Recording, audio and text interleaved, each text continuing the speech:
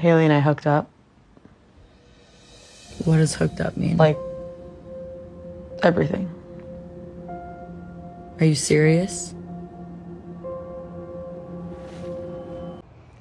So, I love Megan and Dayna. Same. I'm a huge fan. Same. But as a fan, I got frustrated in the middle and I was like, oh my gosh. And Megan just seemed to not stand up for herself and kind of take it.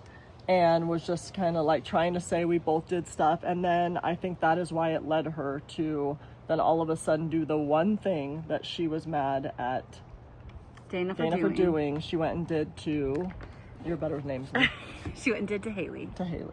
And Well, and that was where I was like, oh man, you don't get so mad at somebody and then do the same thing. And she wanted That to was say it was because frustrating. she had known one for years, but they had an intense 3 weeks. Things moved fast in the show, and they had expressed that they were in love with each other. I know she says they didn't now, and that was my one frustration at the reunion. And I watched the reunion just because I wanted Megan. We literally heard her admit to Dayna, I fell in love with this person. And that's why Dayna was so hurt and upset. And yet then she went and literally told her, oh, I'm not in love with you. Did I say that? Like, I don't love you, Yeah.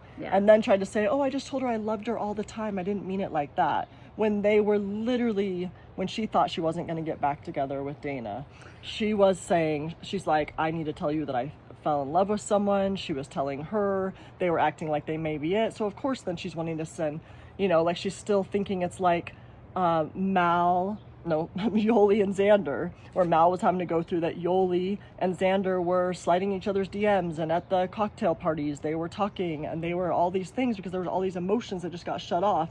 So that's how she was still feeling. And then Megan was just like ignoring her and pretending like she doesn't see her and telling her they're cutting off talking and just didn't give closure. And so that was hurtful, and I was frustrated at Megan, but I felt like it was definitely spurred on by Dayna and her like saying, well, I don't want to blow up this relationship, which I know you got to do what you got to do for your partner, but then it just felt like there was controlling there. Well, I just think for me, both of them like had moments of self-preservation and moments of intense, stuff that they didn't understand, didn't expect, were caught off guard by.